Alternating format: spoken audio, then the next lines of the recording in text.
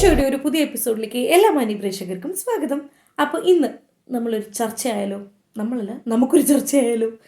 2 ദിവസമായിട്ട് ഇന്ത്യ മൊത്തത്തിൽ ചർച്ച ചെയ്യുന്ന ഒരു വ്യക്തി അല്ലെങ്കിൽ ഒരു റിയാലിറ്റി ഷോ, രൺവീർ അലഹബാദിയും ഇന്ത്യാസ് ഗോട്ട് ടാലന്റും. അതെ, എനിക്ക് തോന്നുന്നു കാണുന്നവരിൽ പലരും അത് അറിഞ്ഞിട്ടുണ്ടാവാം, കണ്ടിട്ടുണ്ടാവാം, വിമർശിച്ചവരാവാം, പിന്നെ ചിന്തിച്ചിട്ടുണ്ടാവാം അല്ലേ. ഈവൻ പലരും അദ്ദേഹത്തിൻ്റെ ഫോളോവർ ആയിരുന്നിരിക്കാം. എന്നിട്ട് ഇപ്പോൾ എനിക്കറിയാൻ പാടില്ല. സോ ആദ്യം തന്നെ ഒരു കാര്യം പറയട്ടെ. ഞാനിതിൽ ഒരാളെയും ഒരു സെലിബ്രിറ്റി അല്ലെങ്കിൽ ഒരാളെയും പേഴ്സണലി അവർ തെറ്റ് ചെയ്തു എന്തിന് അവൻ എങ്ങനെ തോന്നി അങ്ങനെ ഒന്നും ലൈക്ക് പേഴ്സണലി അറ്റാക്ക് ചെയ്യാൻ യാതൊരു താല്പര്യവുമില്ല. മെയിൻ 2 പോയിന്റ്സ് ആണ് എന്തുകൊണ്ട് സംഭവിച്ചു ആൻഡ് ഈവൻ ലൈക്ക് എന്തുകൊണ്ട് സംഭവിച്ചു എന്നുള്ളതിൻ്റെ കുറച്ച് ഫാക്ടേഴ്സ് ഉണ്ട്. ലൈക്ക് എനിക്ക് തോന്നിയ കുറച്ച് കാര്യങ്ങൾ നിങ്ങൾക്കും തോന്നുന്നുണ്ടോ എന്ന് പറയുക. ആൻഡ് രണ്ടാമത് അതിൻ്റെ ഇമ്പാക്റ്റ് എത്ര വലുതായി എന്നുള്ളത്, അല്ലെങ്കിൽ ഒരാളുടെ ജീവിതത്തിന് അതെന്തോരം പിന്നീട് അത് ബാധിച്ചു എന്നുള്ളത്. സോ ഈ കുറച്ച് കാര്യങ്ങളാണ് നമ്മൾ ഈ വീഡിയോയിൽ പറയാൻ പോകുന്നത്. അതുകൊണ്ട് അറിയാത്തവർക്ക് വേണ്ടിയും അറിയാമെന്നുള്ളവർക്ക് വേണ്ടിയും നമുക്ക് ഒരുമിച്ച് ചോദിച്ചങ്ങോട്ട് പോവാം. ഓക്കെ. ആൻഡ് അതിനു മുന്നേ എൻ്റെ വീഡിയോ ആദ്യമായിട്ട് കാണുന്നവരാണെങ്കിൽ ഇതുവരെ സബ്സ്ക്രൈബ് ചെയ്തിട്ടില്ലെങ്കിൽ ഓടിപ്പോയി സബ്സ്ക്രൈബ് ചെയ്യുക, ലൈക്ക് ചെയ്യുക, ഷെയർ ചെയ്യുക, കമൻറ്റ് ചെയ്യുക. തീർച്ചയായിട്ടും നിങ്ങളുടെ എല്ലാവരുടെയും സപ്പോർട്ടും വേണം. ഓക്കെ. സോ നമുക്ക് വീഡിയോയിലോട്ട് കിടക്കാം. അതിനു മുന്നേ ആരാണ് രൺവീർ അലഹബാദിയ, എന്താണ് ഈ ഇന്ത്യാസ് ഗോട്ട് ടാലന്റ് ആൻഡ് എന്തായിരുന്നു ഈ കോൺട്രവേഴ്സി? 3 ചോദ്യങ്ങൾ, 3 വലിയ വലിയ ഉത്തരങ്ങൾ. ആദ്യത്തെ question, Ranveer Allahbadia.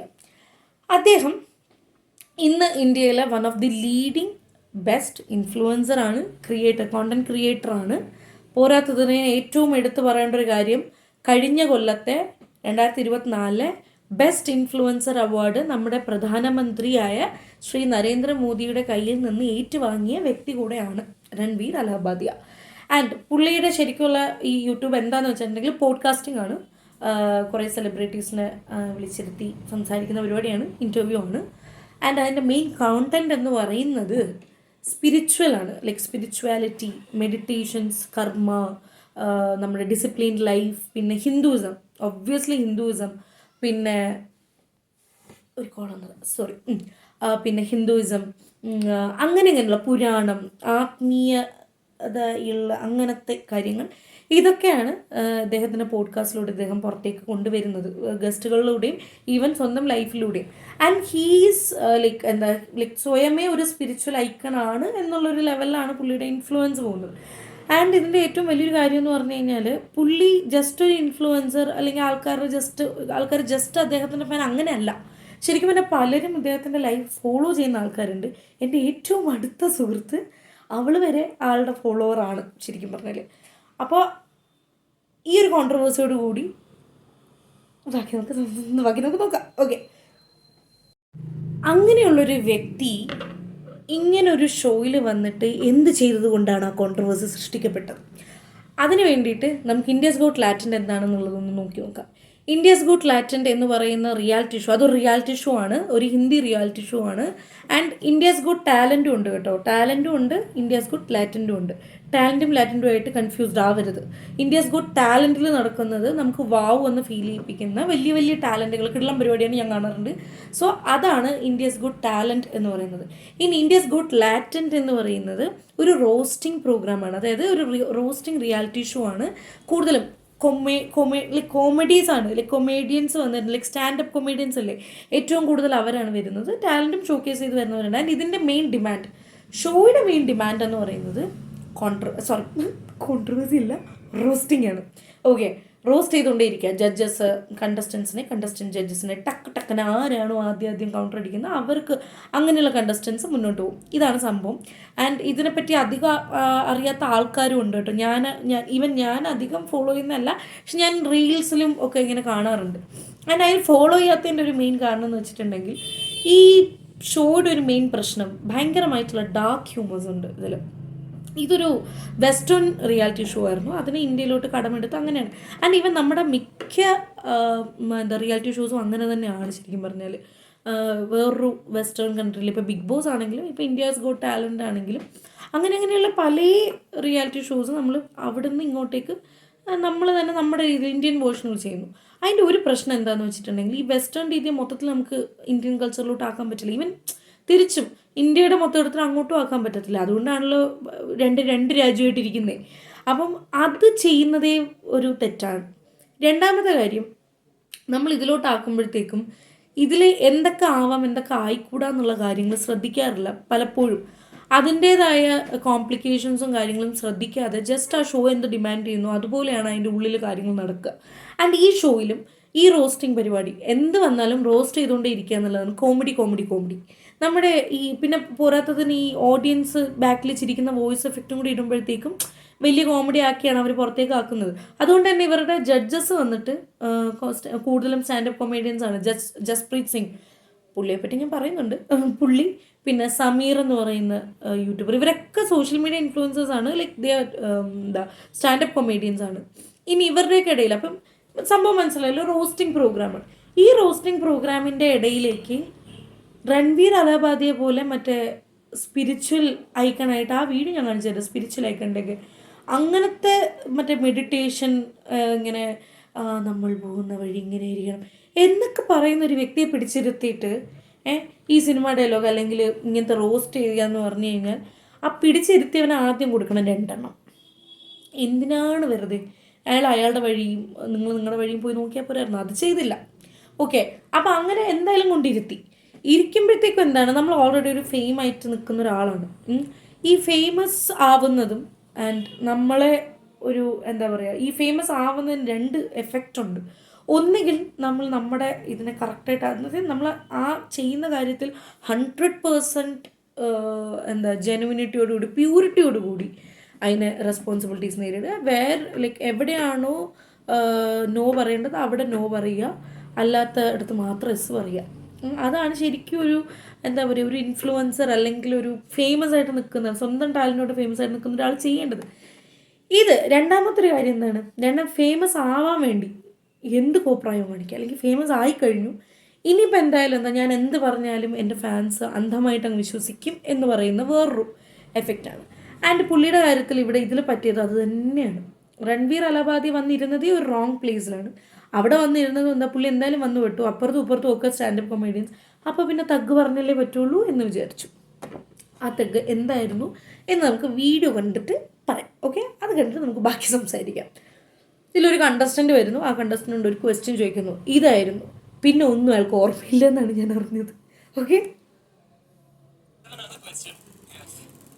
Other, watch your parents have sex every day for the rest of your life.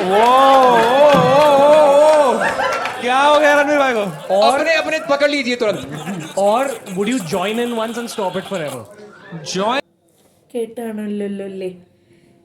ഇതാണ് ആ ക്വസ്റ്റ്യനും ഉത്തരവില്ല, ക്വസ്റ്റ്യൻ മാത്രമേ ഉള്ളൂ. ഞാൻ ആ ക്വസ്റ്റ്യനിലേക്കൊന്നും പോകുന്നില്ല, അതിൻ്റെ ഒരു കാര്യത്തിലേക്ക് വരാം. അത് കുറച്ച് പേർക്കെങ്കിലും അറിയില്ല എന്ന് തോന്നുന്നു, അല്ലെങ്കിൽ പലർക്കും അത് അറിയില്ല. ഇത് ഒരു വെസ്റ്റേൺ പണ്ട് ഏതോ ഒരു ഷോയിൽ പണ്ട് ഒരു ആങ്കർ ചോദിച്ചൊരു ജസ്റ്റ് ഒരു ഡാർക്ക് ഹ്യൂമറാണ് ഈ സാധനം ഇപ്പോൾ ചോദിച്ചത്, ഇയാൾ ചോദിച്ചത്. ഇത് പണ്ടെങ്ങാണ്ടോ ഒരു അമേരിക്കനാണോന്ന് അറിയില്ല, ഏതോ ഒരു മദാമ അല്ലെങ്കിൽ ഒരു ഈ പറയുന്ന പോലെ ഒരു ഫോറിനർ അതിലിരുന്നിട്ട് ചോദിച്ചൊരു സംഭവം, അന്ന് അവിടെ അത് കളഞ്ഞു, അത് പോയി. ആ സംഭവത്തിനെ പുള്ളി അതേപടി ബൈഹാർട്ട് ചെയ്തിട്ട് ഇവിടെ വന്നിട്ട് കാച്ചുവാണ്. എങ്ങനെ നമ്മൾ ഇന്ത്യയിൽ ഇല്ലാത്തൊരു സാധനം വെച്ച് കാച്ചുമ്പോഴത്തേക്കും പുതിയതുമായി ഏറ്റതുമായി എന്നുള്ളൊരു സെറ്റപ്പിലാണ്, ഞാൻ പറയുന്നത് എന്തും കേൾക്കും എന്നുള്ളൊരു സെറ്റപ്പിലാണ് വന്ന് ഇരുന്ന് പറയാൻ നോക്കിയത്. പക്ഷെ അത് ചീറ്റിപ്പോയി. കാരണം എന്താ, അയാളുടെ മുഖം എല്ലാവർക്കും മറ്റേ കൃഷ്ണനെ പോലെയും അല്ലെങ്കിൽ ഒരു സദ്ഗുരുവിനെ പോലെ അല്ലെങ്കിൽ അങ്ങനെ ഒരു ആത്മീയത അല്ലെങ്കിൽ നമുക്ക് മറ്റേ റോൾ മോഡലൊക്കെ ആക്കി വയ്ക്കാൻ പറ്റുന്ന ഒരു മനുഷ്യൻ വന്നിരുന്നിട്ട് ഇമാതിരി വർത്തമാനം പറഞ്ഞു കഴിഞ്ഞാൽ ആർക്കും സഹിക്കില്ല. അങ്ങനെ പിന്നീട് പുള്ളിയുടെ കമൻറ്റ് സെക്ഷൻ മൊത്തം പൊങ്കാലയായിരുന്നു. അയാൾ പോലും പ്രതീക്ഷിച്ചിട്ടുണ്ടാവില്ല ഇങ്ങനെ അയാളുടെ ജീവിതം മാറും എന്നുള്ളത്. അതിനുശേഷം പുള്ളി ഒരു അപ്പോളജൈസിങ് വീഡിയോ ആയിട്ട് വന്നു ആളുടെ യൂട്യൂബ് ആൻഡ് ഇൻസ്റ്റാഗ്രാം ചാനലിൽ തന്നെ. പക്ഷെ അതുകൊണ്ടും തീർന്നില്ല, ആളുകൾ ഭയങ്കരമായിട്ട് അയാൾക്കെതിരായി. കാരണം ഒരു തരത്തിലും അക്സെപ്റ്റ് ചെയ്യാൻ പറ്റാത്തൊരു കാര്യമാണ് സംസാരിച്ചത്. അപ്പോൾ വേറൊരു കൂട്ടർക്ക് ചോദിക്കാം, അതെന്താ ഇങ്ങനെയൊക്കെ, ലൈക്ക് എത്രയോ പേര് നമ്മൾ ഫ്രണ്ട്സുമായിട്ടൊക്കെ തമ്മിൽ സംസാരിച്ച് കളയുന്ന എത്രയോ വേറെ കാര്യങ്ങളുണ്ട്, കുറച്ച് എന്താ പറയുക സെക്ഷലൈസ് ചെയ്ത് പറയുന്ന എത്രയോ കാര്യങ്ങളുണ്ട് എന്ന് പറയാൻ വേണമെങ്കിൽ. പക്ഷെ അതിനൊരു കാര്യമുണ്ട്, എല്ലാത്തിനും ഒരു ലിമിറ്റ് ഉണ്ട്. എന്തും അമിതമായാലും അമൃതും വിഷമാവും, അതൊരു കാര്യം. രണ്ട്, എവിടെ വെച്ച് എവിടെ എന്ത് ആരോട് എങ്ങനെ പറയുന്നു എന്നുള്ളൊരു ചിന്ത നമുക്ക് വേണം അല്ലേ. നമ്മളിത് നമ്മുടെ ഏറ്റവും ബെസ്റ്റ് ഫ്രണ്ടിൻ്റെ കൂടെ ഒരു ചെറിയൊരു ഇതേപോലത്തെ ഒരു തെറിയോ അല്ലെങ്കിൽ അങ്ങനെ ഒരു കാര്യം പറയുന്നു, ദാറ്റ്സ് ഫൈൻ. അത് നമ്മൾ തമ്മിൽ മനസ്സിലാക്കും, നമ്മൾ അങ്ങോട്ട് വിടുന്നു. ബട്ട് അതേപോലെ നമ്മൾ വേറെ ഒരു സൊസൈറ്റിയിൽ ഒരു സഭയിൽ ഒരു പബ്ലിക് സ്പേസിൽ ചെന്ന് നിന്നിട്ട്, പ്രത്യേകിച്ച് ഇതേപോലത്തേക്ക് ഒരു നേഷൻ വൈഡ് ആയിട്ടുള്ളൊരു ചാനൽ ഒരു ഷോയിലൊക്കെ വന്നിരുന്നു പറയുമ്പോഴത്തേക്കും അതൊരിക്കലും നമുക്ക് ഡൈജസ്റ്റബിൾ അല്ല. ഇതിൻ്റെയൊക്കെ മെയിൻ കാരണം എന്താ അറിയോ, ഇതും ഏൽക്കും എന്ന് വിചാരിക്കാനുള്ള മെയിൻ കാരണം എന്താണെന്ന് വെച്ചിട്ടുണ്ടെങ്കിൽ കൂളേഷ് ആവാൻ നോക്കുന്നതാണ് ഇവരെല്ലാ പേരും. അതിനുള്ള കുറച്ച് എക്സാമ്പിൾസ് ഞാൻ കാണിച്ചു തരാം. കൂളേഷ് ആവാൻ ശ്രമിക്കുമ്പോൾ നമ്മൾ തഗ്ഗെന്നൊക്കെ വിചാരിക്കുമ്പോഴേ ലൈക്ക് എല്ലാവരുടെ വിചാരം എല്ലാം തമാശയായിട്ട്, അങ്ങനെ അല്ല. ഒന്നിനെയും നമുക്ക് എന്താ പറയുക എല്ലാം തമാശയായിട്ട് എടുക്കാൻ പറ്റില്ല. അത് ഞാൻ പറഞ്ഞു, ഒരാളുടെ ശരി വേറൊരാളുടെ തെറ്റും, വേറൊരാളുടെ ശരിയുമാണ്. പക്ഷേ നമ്മളൊരാളോട് ആളെ ബാധിക്കുന്ന അല്ലെങ്കിൽ ആളുമായിട്ട് പേഴ്സണലി റിലേറ്റ് ചെയ്യുന്ന ഒരു കാര്യത്തിലും നമ്മൾ കളിയാക്കാൻ പാടില്ല. ഈ ബോഡി ഷെയ്മിങ്, സ്ലട്ട് ഷെയ്മിങ് പോലെയുള്ള വാക്കുകൾ അവിടെയാണ് വരുന്നത്. നമ്മൾ എപ്പം മുതൽ അങ്ങനെ തുടങ്ങുന്നോ അപ്പം മുതൽ ശരിക്കും പറഞ്ഞാൽ അവിടെ ഒരു കോൺട്രവേഴ്സി ഉണ്ടായിക്കൊണ്ടിരിക്കുവാണ്. ലെയിം ജോക്സ്, ആസ്ഥാനത്തെ കോമഡി, എവിടെ എന്തടിക്കണമെന്ന് പോലും ശരിക്കും പറഞ്ഞാൽ നമുക്ക് അറിയില്ല. മനസ്സിലായില്ലേ? ഇതൊക്കെയാണ് ശരിക്കും പറഞ്ഞാൽ ഈ കോൺട്രവേഴ്സികളുടെ പ്രശ്നം എന്ന് പറയുന്നത്. അപ്പോൾ പുള്ളി ഒന്ന് ഫേമസ് അല്ലെങ്കിൽ പുള്ളി ഒന്ന് മെയിൻ ആവാൻ നോക്കി അതിങ്ങനെയായി. ഇനി വേറൊരു വീഡിയോ കാണിച്ചു തരാം. വേറൊരു മഹാൻ, ജസ്പ്രീത് സിംഗ് എന്ന് പറഞ്ഞിട്ടൊരു മഹാൻ. അയാളെ പോയിൻ്റ് ഔട്ട് ചെയ്യുന്നില്ല, ഞാൻ വീണ്ടും ഷോയിലേക്കാണ് വരുന്നത്. എഗെയിൻ റോസ്റ്റിംഗ് ഡിമാൻഡ് ചെയ്യുന്നു. അപ്പോൾ ഒരു കണ്ടസ്റ്റൻറ്റ് വരുന്നു, ആ കണ്ടസ്റ്റൻറ്റിനോട് കുറച്ച് കാര്യങ്ങൾ ചോദിക്കുന്നു. അപ്പോൾ പറഞ്ഞ മറുപടിയാണ്. कहाँ से हैं आप? Kerala. Paul William, what's your political leaning? Political leaning? I don't watch politics. Don't have any political opinion. No, no. Did you vote? Me? No. Kerala, sir. 100% literacy, sir. കണ്ട ആ കുട്ടി വന്നു, അവൾ കേരളത്തിൽ നിന്നുള്ള കുട്ടിയാണ് ചോദിക്കുന്നു. എവിടുന്ന്? കേരളത്തിൽ നിന്ന്. ഉടനെ ചോദിച്ച question, what is your politics? Okay, അതും ഇന്നൊരു ട്രെൻഡാണ് ഇന്ത്യയിൽ. നമ്മൾ മലയാളികൾക്ക് മാത്രം അറിഞ്ഞൂടാത്തതാണോന്ന് അറിയത്തില്ല, നമ്മുടെ ഈ പൊളിറ്റിക്സ് അങ്ങ് ഉത്തരേന്ത്യ വരെ ഭയങ്കര ഫേമസ് ആണ്. ഭയങ്കര കളിയാക്കലാണ്. അത് ഞാൻ സ്വയം പേഴ്സണലി എക്സ്പീരിയൻസ്ഡ് ആണ്. എന്നോട് തന്നെ ഞാൻ പഠിച്ച യൂണിവേഴ്സിറ്റിയിൽ എൻ്റെ അവിടെ നിന്നുള്ള അറിയാമെന്നുള്ള പല നോർത്ത് ഇന്ത്യൻസ് അല്ലെങ്കിൽ വേറെ സൗത്ത് ഇന്ത്യ അല്ലാണ്ട് അങ്ങോട്ടുള്ള അല്ലെങ്കിൽ കേരളം അല്ലാത്ത ബാക്കി ആരും കളിയാക്കാറുണ്ട്. ഭയങ്കര ഫേമസ് ആണ്. It's like somehow Kerala politics is famous around India. Okay, അതുകൊണ്ടാണ് ആദ്യമേ ആ ഒരു കോമഡി അടിക്കാൻ നോക്കിയത്. ലൈക്ക് കോമഡി അല്ല, റോസ്റ്റ് ചെയ്യാൻ നോക്കിയത്. Like what is your politics? ആ കൊച്ചിന് വേണമെങ്കിൽ അന്ന് ഉണ്ട്, അല്ലെങ്കിൽ ഉണ്ട് പക്ഷെ എനിക്ക് പറയാൻ താല്പര്യം, അല്ലെങ്കിൽ ഞാൻ വോട്ടിടാറുണ്ട്, ഡൺ, അത്രയും മതിയായിരുന്നു. നിൽക്കില്ല. അതിന് മുന്നേ ട്വിസ്റ്റ് അടിച്ചു എനിക്ക് എനിക്ക് പൊളിറ്റിക്സ് ഒന്നും അറിയത്തില്ല, അല്ലെങ്കിൽ ഞാൻ പൊളിറ്റിക്സ് ഫോളോ ചെയ്യാറില്ല, വോട്ടിടാറുണ്ടോ വോട്ടൊന്നും ഇടാറില്ല എന്നൊക്കെ പറഞ്ഞു. അപ്പോഴത്തേക്കും ഉടനെ ജസ്പ്രീത് മഹാൻ പറയുവാണ്, കേരള സർ 100% ലിറ്ററസി സർ എന്നുള്ളത്. ഇതേപോലെ വേറൊരു കോൺട്രവേഴ്സി ഇതേ ഷോയിൽ തന്നെ ഉണ്ടായിരുന്നു. മുന്നേ ഒരിക്കൽ അരുണാചൽ എന്നൊരു കണ്ടസ്റ്റൻറ്റ് പുള്ളിക്കാരത്തി വന്ന് നിന്നിട്ട് പുള്ളിക്കാരത്തി ഇവിടെ തഗ് പിടിച്ച് നിൽക്കണമല്ലോ, അതല്ലേ ഉള്ളൂ മെയിൻ സംഭവം, അത്രയേ ഉള്ളൂ. ഇനി ആരെ കൊന്നിട്ടാണെങ്കിലും ഞാൻ തഗ് അടിച്ച് നിൽക്കണം, എനിക്ക് അത്രയേ ഉള്ളൂ. അപ്പോൾ അങ്ങനെ ചോദിച്ചപ്പോഴേക്ക് വന്ന സമയത്ത് ജഡ്ജസ് ചോദിച്ചു like where are you from? അപ്പോൾ അരുണാചൽ. ഉടനെ ചോദിച്ച question, do you eat dog meat? വല്ല ആവശ്യമുണ്ട്? അല്ല പറ. ഇങ്ങനത്തെ സെൻസേഷണലായിട്ടുള്ള സംസ്ഥാനങ്ങളുടെ സെൻസേഷണലായിട്ടുള്ള പോയിന്റിനെ എടുത്തിട്ട് റോസ്റ്റ് ചെയ്യേണ്ട വല്ല ആവശ്യമുണ്ട്? അപ്പോൾ അവൾ അവിടെ നിന്നായിട്ട് സ്വയമേ she's from Arunachal and again she is telling I know I don't eat but yeah my friends do, some of my friends do, and അതിൽ തന്നെ some of my friends eat their own pets. വീട്ടിൽ തന്നെ പട്ടീനെ ഇറച്ചി കഴിക്കാറുണ്ട് എന്ന് പറഞ്ഞു. അവിടെ എന്ന് പറഞ്ഞിട്ട് ഭയങ്കര കൈയിടിയും ബഹളമൊക്കെ ആയി. അപ്പോൾ അരുണാചലിലുള്ള ആരോ ഇതിനെതിരെ FIR കൊടുക്കാണ്ടിരിക്കുമോ? ഇങ്ങനെയാണ് ആക്ച്വലി ഈ മറ്റേ ഗോസിപ്പുകൾ വരക്കുന്നത്. നമ്മൾ ഉള്ളതില്ലാത്തതും ഇല്ലാത്തതിനെ ഉള്ളതായിട്ടും കളിയാക്കിക്കൊണ്ടും ഒരാളുടെ എന്തെങ്കിലും ഉള്ളൊരു കാര്യത്തിന് കളിയാക്കുക എന്നുള്ളത് ഭയങ്കര ഇഷ്ടമുള്ളൊരു കാര്യം ഒരാൾക്ക്. അത് എങ്ങനെ നടക്കുന്നത് മനസ്സിലാവുന്നില്ല. വല്ല ആവശ്യമുണ്ട്? വെറുതെ ഇരുന്നാൽ പോരെ, അതിരിക്കത്തില്ല. മനസ്സിലായില്ല. സോ ഇങ്ങനത്തെ കുറേ സെൻസേഷണൽ കണ്ടൻറ്റ്സ് അല്ലെങ്കിൽ ഇങ്ങനത്തെ ഡാർക്ക് ഹ്യൂമേഴ്സ് വെച്ചിട്ടാണ് ഈ ഷോ പിടിച്ച് നിൽക്കുന്നത്. ആൻഡ് അത് അവർ മേ ബി ഇങ്ങനെ പറയുന്നുണ്ടാവില്ല ഡാർക്ക് ഹ്യൂമർ തന്നെ അടിക്കണത്. പക്ഷേ പലപ്പോഴും ദ പീപ്പിൾ ഹൂ ആർ അവിടെ ഉള്ളവർ അതിപ്പോൾ ജഡ്ജസ് ആണെങ്കിൽ contestant they like force to അവർക്കുള്ളിൽ ഇങ്ങനെ തോട്ട് വരികയാണെങ്കിൽ ഞാൻ ഇങ്ങനെ പറഞ്ഞാലേ എനിക്ക് എന്താ വെറൈറ്റി കളിക്കാൻ പറ്റത്തുള്ളൂ എന്നുള്ളൊരു തോട്ട്. ഇതാണ് മെയിൻ പ്രശ്നം. അപ്പോൾ വേറൊരു ഞാൻ വീഡിയോ കാണിച്ചു തരാം, ഇത് നോക്കൂ.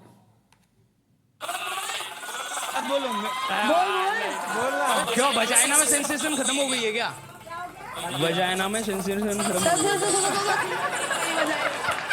कभी वजाइना देखी है मां से निकलने के बाद लबड़े?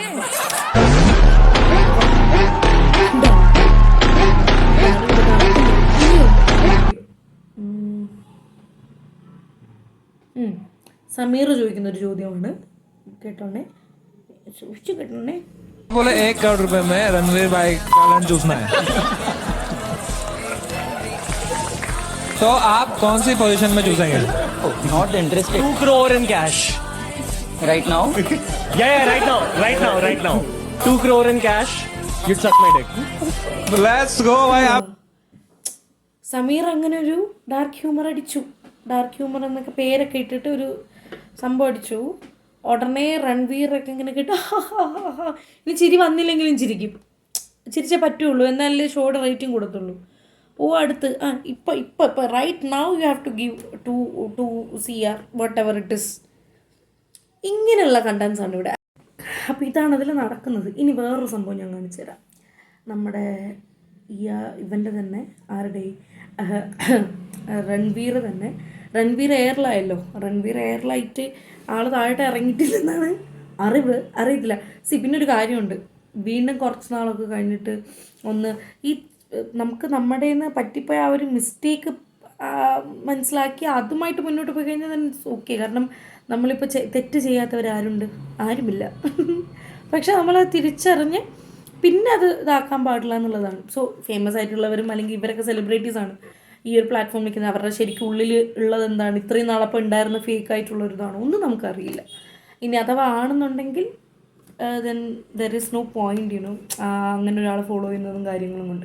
അഥവാ ശരിക്കും ആൾക്ക് അങ്ങനെ ഒരു തെറ്റ് പറ്റിയതാണെങ്കിൽ, എനിക്ക് അങ്ങനെയാണ് തോന്നിയത്. പുള്ളി നോർമലി ഉള്ളൊരാളാണ്, പക്ഷെ ആൾ ഇത് ചെയ്ത് തുടങ്ങിയപ്പോഴത്തേക്കും പിന്നെ ആ പോഡ്കാസ്റ്റ് തലയ്ക്ക് പിടിക്കും.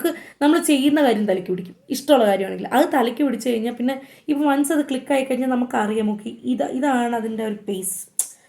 ഇത് നമുക്ക് ഓഡിയൻസിന് ഇഷ്ടപ്പെടും, അല്ലെങ്കിൽ ഇത് ഇന്നതിവിടെ ഏൽക്കും എന്നുള്ളതായി കഴിഞ്ഞാൽ പിന്നെ ഫെയിമിൻ്റെ പുറത്ത് ബ്ലൈൻഡായി പോകുന്ന ആൾക്കാരുണ്ട്. And he is one among that. എനിക്ക് അങ്ങനെയാണ് ഫീൽ ചെയ്തത്. അതിൽ ബ്ലൈൻഡായിട്ട് എൻ്റെ ഫാൻസ് എങ്ങനെയും അതിനെ ഇതാക്കും എന്ന് വിചാരിച്ചൊരു വ്യക്തിയായിട്ടാണ് എനിക്ക് ഫീൽ ചെയ്തത്. ആൻഡ് പക്ഷെ ട്രോളൊക്കെ നല്ല കിടിലം ട്രോളൊക്കെ ഇറങ്ങിയിട്ടുണ്ടായിരുന്നു. അതിലൊരു ട്രോളായിരുന്നു ഇത്. What's the best thing you did for me as a parent, according to you? I disciplined you.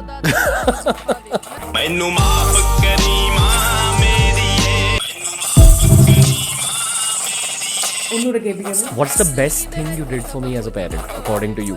I disciplined you. പിന്നെയുണ്ട് ഇയാൾ പറഞ്ഞൊരു ഒരു സ്റ്റോറിയാണത്, ലൈക്ക് ട്രോളാണ്. उसी तरह कृष्ण भगवान की एनर्जी आपको गाइडेंस देती है. अगर आपको अपनी लाइफ में लेवल अप करना है, जंप अप करना है, अगले मुकाम तक पहुंचना है, और आपको ये नहीं पता कि आप अगले मुकाम तक कैसे पहुंचोगे, हिंदू धर्म ये मानता है कि कृष्ण അങ്ങനെ നമ്മുടെ ശരിക്കും പറഞ്ഞാൽ ട്രോൾ ചെയ്യുന്നവരെയൊക്കെ സമ്മതിക്കണം.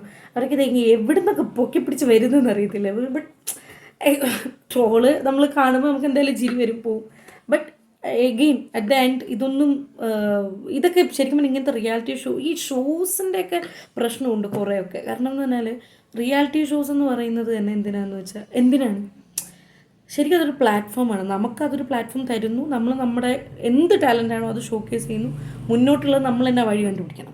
പണ്ടൊക്കെ ആണെങ്കിൽ ആഗ്രഹം ഉണ്ടായാൽ കൂടെ നമുക്ക് അത്രയും പ്ലാറ്റ്ഫോംസ് ഇല്ല, അങ്ങനെ സ്പേസ് ഇല്ല, ആൻഡ് കോമ്പറ്റീഷനും ഇല്ല.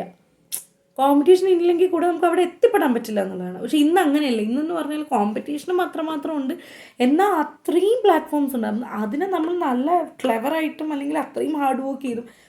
ഞാനൊരു കാര്യം വിചാരിക്കുന്നുണ്ട്, ഹാർഡ് വർക്ക് മാത്രം പോരാ, സ്മാർട്ട് വർക്കും വേണം എന്ത് കാര്യത്തിൽ. ഈ രണ്ടും ഉണ്ടെങ്കിൽ മാത്രമേ നമുക്ക് ശരിക്കും പറഞ്ഞാൽ ഏതൊരു ഫീൽഡും പിടിച്ചിക്കാൻ പറ്റില്ല. അതിപ്പോൾ ഏത് ഫീൽഡ് ആയിക്കോട്ടെ. സോ ഇന്നിപ്പോൾ അത്രയും പ്ലാറ്റ്ഫോംസ് ഉണ്ട്, അത്രയും നമ്മൾ ഹാർഡ് വർക്ക്, അത്രയും ആ ഒരു സ്മാർട്ട് വർക്കൊക്കെ ഉണ്ടെങ്കിൽ നമുക്ക് മുന്നോട്ട് പോകുന്നതേ ഉള്ളൂ. മനസ്സിലായില്ലേ? പക്ഷേ ഇങ്ങനത്തെ കുറച്ച് ഷോസിൻ്റെ റേറ്റിങ്ങിന് വേണ്ടിയിട്ട് അവർ കുറേ അജണ്ടാസ് വയ്ക്കും. പിന്നെ അതിപ്പോൾ എത്ര ഷോസ് വേണമെങ്കിലും എടുക്കാം, ബിഗ് ബോസ് ഉൾപ്പെടെയുള്ള ഏത് ഷോസ് ആണെങ്കിലും ഇവർ വെറുതെ ഈ TRPക്ക് വേണ്ടിയിട്ട് കണ്ടൻറ്റ് ഇങ്ങനെ ഉണ്ടാക്കി എടുക്കുമ്പോൾ അതിലുള്ള പെർഫോം ചെയ്യുന്ന ആരാണോ, കണ്ടസ്റ്റൻസ് ആണെങ്കിലും ജഡ്ജസ് ആണെങ്കിലും, like they are equally getting affected. അതിപ്പം പോസിറ്റീവ് വേസിൽ ഒരുപാട് പേർക്ക്, എത്ര പേർക്ക് ജീവിതമൊക്കെ ഉണ്ടായിട്ടുണ്ട്. പക്ഷേ അതേപോലെ ഇങ്ങനത്തെയും പ്രശ്നങ്ങൾ ഉണ്ടാവുന്നുണ്ട് ഇല്ലേ? അപ്പോൾ ശരിക്കും പറഞ്ഞാൽ ഇതിൽ നിന്നൊക്കെ നമുക്ക് പഠിക്കാൻ പറ്റിയൊരു ഇതെന്ന് പറഞ്ഞു കഴിഞ്ഞാൽ, നമ്മൾ എന്ത് ചൂസ് ചെയ്യുമ്പോഴും, ഏതൊരു പ്ലാറ്റ്ഫോം ചൂസ് ചെയ്യുമ്പോഴും എന്താണത്, അത് എങ്ങനെയൊക്കെ നമ്മളെയൊക്കെ വളച്ചൊടിക്കുന്നുള്ളത് നമുക്ക് നല്ലൊരു ഒരു ബോധം വേണം, എന്താണ് അവിടെ നടക്കാൻ പോകുന്നത് എന്നുള്ളത്. അതനുസരിച്ച് വേണം നമ്മൾ നിൽക്കാനായിട്ട്. ഇപ്പോൾ ഈ ബിഗ് ബോസ് തന്നെ ഇത്രയും കോൺട്രവേഴ്സികൾ ഉണ്ടാവും. ഫൈനൽ ഫസ്റ്റ് കിട്ടുന്ന ഒരാൾ ഇപ്പം എന്താ പറയുക, അതിലോട്ട് പോകുന്നില്ല, ബട്ട് സ്റ്റിൽ ഞാൻ പറയുന്നത് അങ്ങ് അറ്റം വരെ എത്തി നിൽക്കുന്നുണ്ടെങ്കിൽ തീർച്ചയായിട്ടും ആ ഷോയുടെ മൊത്തം ഒരു എത്രയൊക്കെ നമ്മളിപ്പോൾ ഇന്നൊരു ഡിസേർവ്ഡ് അല്ല എന്ന് പറഞ്ഞാൽ നമുക്ക് ആ ഷോയിൻ്റെ പേസ് അറിയാമായിരിക്കും. അതനുസരിച്ച് നിൽക്കുന്ന ആൾക്കാരാണ്. അപ്പോൾ റിയാലിറ്റി ഷോസ് എന്ന് പറയുന്നത് അങ്ങനെ തന്നെയാണ്. TRP കൂട്ടാൻ അവർ നോക്കും, എന്നാലും നമ്മുടെ റെസ്പോൺസിബിലിറ്റി, നമ്മൾ എന്താണ് എന്നുള്ളത്, നമ്മൾ എന്തുകൊണ്ട് അവിടെ നിൽക്കുന്നു എന്നുള്ളത്, ഇതൊക്കെ ഒന്ന് ചിന്തിച്ചാൽ നല്ലതാണ് ശരിക്കും പറഞ്ഞാൽ. പിന്നെ ഒരു കാര്യം എന്ന് പറഞ്ഞു കഴിഞ്ഞാൽ, ഇത് കോൺട്രവേഴ്സീസ് എന്ന് പറഞ്ഞ ആ പോയിന്റ്, എനിക്ക് പറയുന്ന പോലെ ഇവരൊക്കെ ഓൾറെഡി ഒക്കെ എസ്റ്റാബ്ലിഷ് ആയിട്ടുള്ള ആൾക്കാർ, അവരൊക്കെ പിന്നെ കുറച്ചാൾ കഴിയുമ്പോൾ they will be back. Either അത് ഫേക്ക് ഒരു രീതിയിലാണെങ്കിലും, നല്ല രീതിയിൽ ജെന്യുവൻ ആയിട്ടാണെങ്കിലും, അല്ലെങ്കിലും അവർക്ക് തിരിച്ചു വന്നാൽ, because money is power. Okay, at any cost നമ്മൾ പൈസ എന്ന് പറഞ്ഞ സാധനം ഉണ്ടെങ്കിൽ എന്തും ഓക്കെയാണ് അവിടെ. അതൊരു ഫാക്ടർ. സോ അവരുടെ കാര്യം നമുക്ക് പറയണ്ട. പക്ഷേ ഇതിൽ നിന്ന് നമുക്ക് ഇപ്പം ഞാൻ ഈ വീഡിയോയിൽ മെയിനായിട്ട് ഞാനിത് എടുത്തു പറയാനുള്ള കാരണം, ഒന്ന് കുറച്ച് ഒബ്വിയസ്ലി എൻ്റർടൈൻമെൻറ്റ് എന്ത് നടക്കുന്നു എന്നുള്ളത്, ചുറ്റും എന്താ നടക്കുന്നത് എന്നുള്ളത് ജസ്റ്റ് ഞാൻ എത്തിച്ചു, അത്രേ ഉള്ളൂ. രണ്ടെന്ന് പറഞ്ഞു കഴിഞ്ഞാൽ, എവിടെ നിൽക്കുമ്പോൾ, എവിടെയായാലും ഏതൊരിടത്ത് നിന്നാലും നമ്മൾ എന്ത് പറയുന്നു, എന്തിനു പറയുന്നു, ആരോട് പറയുന്നു, ഏത് സന്ദർഭത്തിൽ പറയുന്നു എന്നൊക്കെ ഉള്ളത് നമ്മൾ ചിന്തിക്കണം, അത് മനസ്സിലാക്കണം. എന്ത് ചെയ്താലും അതിനൊരു ഒരർത്ഥം, അല്ലെങ്കിൽ നമ്മൾ എന്ത് ചെയ്താലും എന്താ പറയുക, അത് വേറൊരാളെ മാനസികമായിട്ട് ഹേർട്ട് ചെയ്യാനോ, അല്ലെങ്കിൽ വേറൊരു സംസ്ഥാനങ്ങൾ വെറുതെയാണ്, അതിൻ്റെ ഒന്നും ആവശ്യമില്ല. നമ്മൾ നിൽക്കുന്നിടം പെർഫെക്റ്റ് അല്ല, അപ്പുറത്തും പെർഫെക്റ്റ് അല്ല എന്നും പറഞ്ഞിട്ട് നമ്മൾ നിൽക്കുന്നിടം മോശമല്ല, അപ്പുറത്തുള്ളത് മോശമല്ല. എല്ലാവർക്കും ഉണ്ട് തെറ്റും കുറ്റവും കാര്യങ്ങളെല്ലാം. പക്ഷേ നമ്മളൊരു തരത്തിലും നമ്മൾ മനഃപൂർവ്വമായിട്ട് ഒരിടത്ത് നിൽക്കുമ്പോഴത്തേക്കും നമ്മുടെ നാവ്, നമ്മൾ ചെയ്യുന്ന പ്രവൃത്തി, ഇത് രണ്ടും എപ്പോഴും ഓർക്കുന്നത് നല്ലതായിരിക്കും. കാരണം എനിക്കാണെങ്കിൽ തന്നെ ലൈഫിൽ ഇപ്പോൾ എന്താ പറയുക, ഞാൻ ചിന്തിക്കാത്ത രീതിയിലൊക്കെ അങ്ങനെയൊക്കെ വന്നു പോയിട്ടുണ്ട്. അപ്പോൾ അതിൽ നിന്നൊക്കെയാണല്ലോ നമ്മൾ പഠിക്കേണ്ടത്. അതുപോലെ തന്നെയുള്ളൂ നിങ്ങളും. നമ്മൾ ആരാണെങ്കിലും നമ്മൾ എന്ത് ചെയ്താലും അതിന് മുന്നേ ഒരു 10 വട്ടമെങ്കിലും ചിന്തിക്കണം, ഇത് പറയാവോ അല്ലെങ്കിൽ ഇത് ചെയ്യാവോ എന്നുള്ളത്. ഇന്ന് ഞാൻ അങ്ങനെയാണ്. ഇന്നിപ്പോൾ ഞാൻ ഏതൊരു ജോക്ക് ഏതൊരു കോമഡി പറഞ്ഞാൽ പോലും ഞാൻ ഇങ്ങനെ ചിന്തിക്കും, എനിക്ക് ഓക്കെ ഇവിടെ അത് ഓക്കെ ആണല്ലോ അല്ലേ എന്നുള്ളത്. പിന്നെ യൂസ്ഡ് ആയിക്കോളും. പിന്നെ യൂസ്ഡ് ആയി കഴിഞ്ഞാൽ പിന്നെ കുഴപ്പമില്ല, പിന്നെ നമുക്ക് തഗ്ഗോളൂ, ഓട്ടോമാറ്റിക്കായിട്ട് വന്നോളൂ. ദിസ് ഈസ് വാട്ട് എന്തൊക്കെയായി കുഞ്ഞു ലോകത്ത് നടക്കുന്നേ അല്ലേ? ഓക്കെ, അപ്പോൾ എന്തായാലും വീഡിയോ ഇഷ്ടമായി എന്ന് കരുതുന്നു. വീഡിയോ ഇഷ്ടമായെങ്കിൽ തീർച്ചയായിട്ടും ഇത് ലൈക്ക് ചെയ്യണം, കമൻറ്റ് ചെയ്യണം, ഷെയർ ചെയ്യണം, സബ്സ്ക്രൈബ് ചെയ്യാൻ മറക്കേ ചെയ്യരുത്. ഓക്കെ, അടുത്ത വീഡിയോയ്ക്ക് വേണ്ടിയിട്ട് വെയിറ്റ് ചെയ്യണം. അടുത്ത വീഡിയോയിൽ നല്ലൊരു കിടലം എന്തെങ്കിലുമൊക്കെ ടോപ്പിക്കുകൾ കിട്ടും. എന്തായാലും ടോപ്പിക്സൊക്കെ ഒരുപാടുണ്ട്, നല്ല നല്ല ടോപ്പിക്സ്, നല്ല ക്വാളിറ്റി ഉള്ള കാര്യങ്ങൾ, വിശേഷങ്ങൾ എല്ലാമായിട്ട് ഞാൻ വരുന്നതായിരിക്കും. Until then bye.